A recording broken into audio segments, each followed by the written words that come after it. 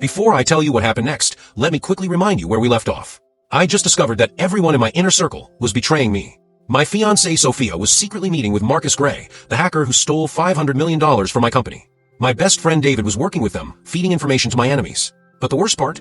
They were planning something called Phase 2. My destruction wasn't complete. They had more planned. So here I am, Wednesday morning, 3 days after losing everything, sitting in my penthouse that I probably can't afford much longer, trying to figure out how to fight back against people who know all my secrets. That's when I made the smartest decision of my life. I decided to hire the best cybersecurity expert money could buy. Her name was Lila Torres, 28 years old, former NSA cybersecurity specialist, the kind of person governments call when they need to find digital ghosts. I'd heard about her through tech industry rumors. She'd helped Fortune 500 companies track down hackers, recovered stolen cryptocurrency worth billions, found digital evidence that put criminals in federal prison.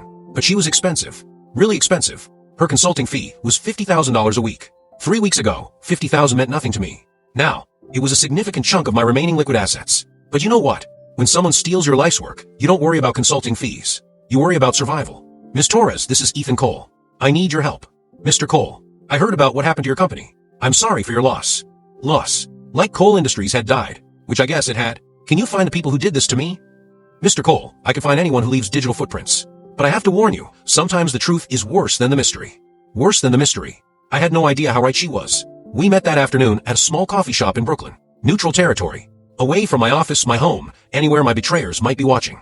Lila looked younger than I expected. Short black hair, wire-rimmed glasses. But her eyes? Her eyes looked like they'd seen the dark side of the internet. Mr. Cole, before we start, I need you to understand something. Hunting hackers means going into very dark places. Digital places where normal people shouldn't go.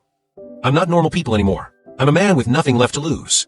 Good, because if we're going to catch Marcus Gray, we'll need to think like him, act like him, sometimes become him. She opened her laptop. The screen was filled with code I couldn't read. Green text scrolling faster than my eyes could follow. Tell me everything about the night your company was hacked. Every detail, no matter how small.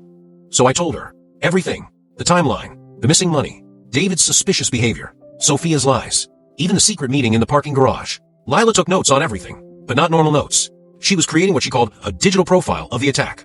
Mr. Cole, this wasn't random. This was surgical. Whoever did this studied your company for months. Maybe years. How can you tell? The precision. They knew exactly which servers to hit, which backup systems to disable, which accounts had the most liquid assets. This level of planning requires inside information. Deep inside information. I already knew about the inside help. Sophia, David, maybe others. But then Lila said something that changed everything. Mr. Cole, the digital signatures suggest the hacker had access to your personal devices. Not just company systems. Your personal laptop, your phone, possibly your home network. My personal laptop, the computer I used at home, for private emails.